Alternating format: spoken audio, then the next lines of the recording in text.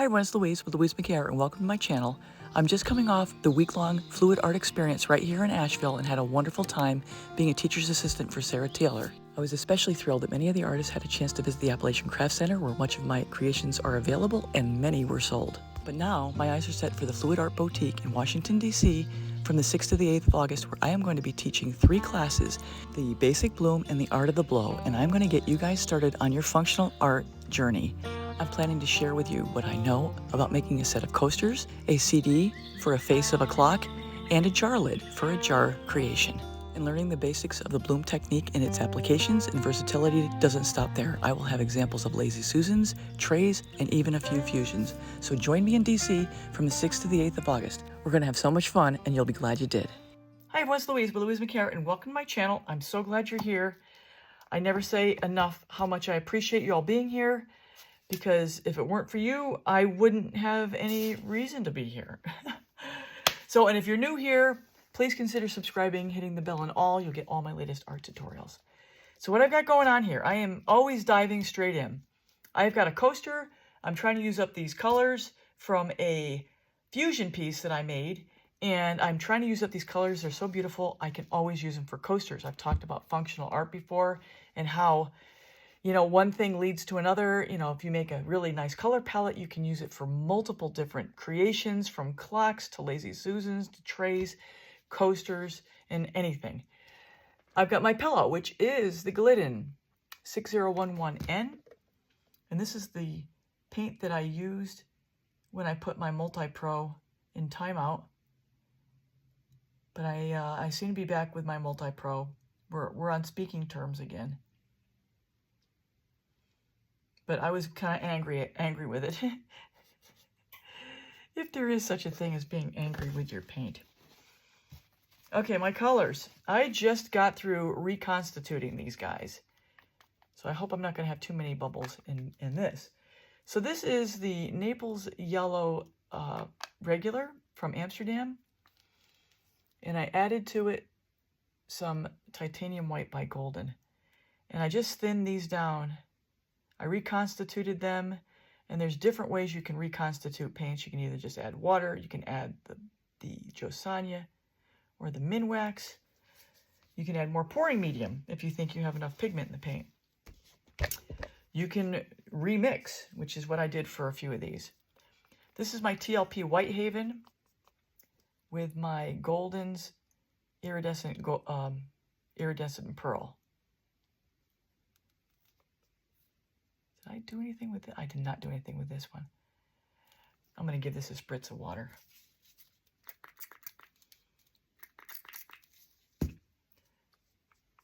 Because once you've mixed these paints, once you mix the paints up, and then they've sat around for a few days, especially in these small quantities that I always keep, they tend to get thick pretty quick.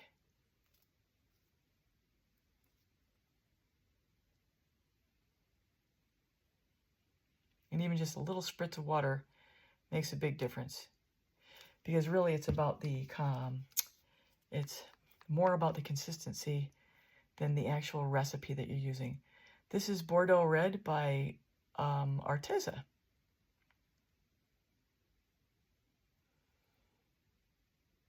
I've got a couple straight colors on this creation color palette. This is TLP's Grenache with Deco Arts Extreme Sheen Ruby.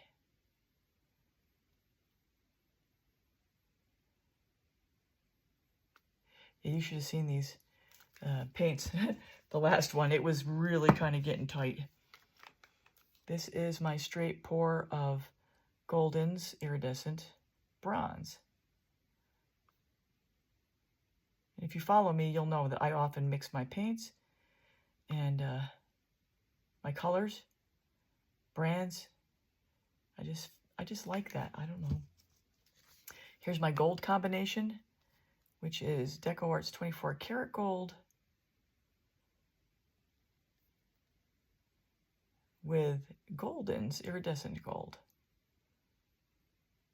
Much better consistency. It's actually drizzling off the stick. This is the last color I just worked on. This is TLP's Galaxy with Amsterdam's Lamp Black. Yeah, if you were watching the other creations, my paint was not spreading like it is right here in the middle. So that's a good sign. Oh, and the other thing is my cell activator wasn't performing right. That was another sign that, and I know my cell activator is pretty fresh, so it shouldn't, that should not be the problem.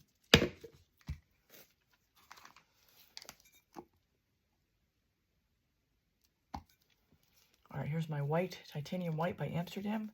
It's video 141, my American Floetrol cell activator. I show how I mix it and what I put in it. Pretty precise measurement too. I mean, it's and people have said it works, and it does work. Oxide black.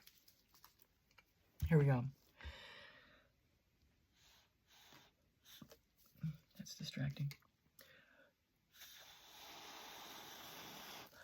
So I haven't talked through the blowout lately, so I'm going to do it here. And this is going to be something I'm going to talk about a lot in Washington, D.C. I blow straight down into the cell activator to try to form a circle and get a ridge where the cell activator is meeting the paint. Then I blow at that ridge and then blow that cell activator over the paints and the paints over the pillow to get it to spread. Now sometimes you run into a spot that's not cooperating and is stuck. And I'll talk about the thought process you go through in making quick decisions during the DC Fab Boutique. Way better.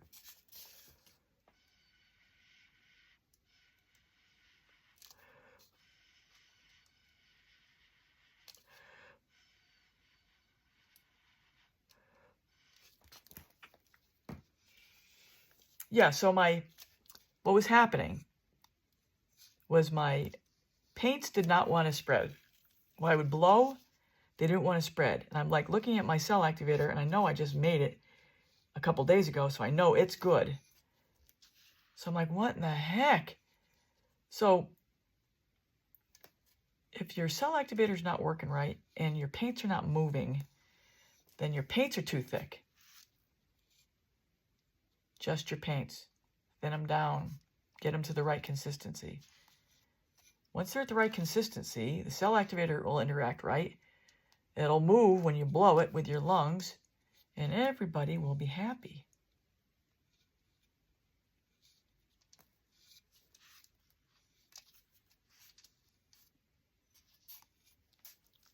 Look at that.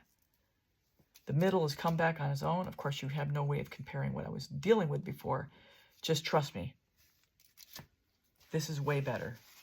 This is my fourth one. I struggled on the first three. So stubborn. You know, you kind of get me. I kind of get a little lazy if I know, okay, I'm just going to have a couple things to do here. Do I really want to redo everything? Or I want to mix everything? And if you want it to work right, the answer is yes. So this was by far the easiest bloom, and it's the prettiest. So consistency, consistency, consistency. Your paints have all got to be able to work. They all got to be able to work together and flow with each other. Oh my goodness. I can tell the paint is very shallow. Yep. Yay, I'm glad I redid it. Because now I'll be able to do 4 more coasters and it will be a breeze. And I will get results like this.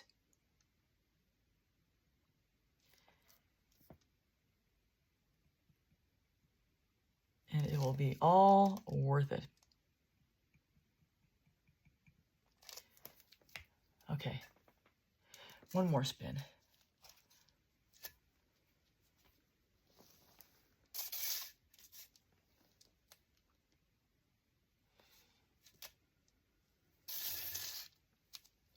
All right.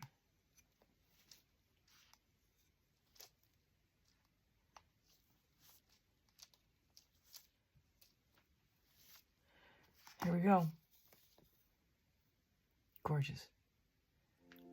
So everyone, that's a wrap. I hope you enjoyed the video. At the end of this, I will have a link to my coasters playlist so you can see other color combinations and other results. I also want to remind everybody that I'm available if you have a burning question or problem. I am available to create a personalized and customized tutorial geared specifically for your problem solving. My email is in the description below if you want to reach out to me, and also the link to the Fluid Art Boutique is in the description as well. So that's all for now, everybody. Take care. Till next time.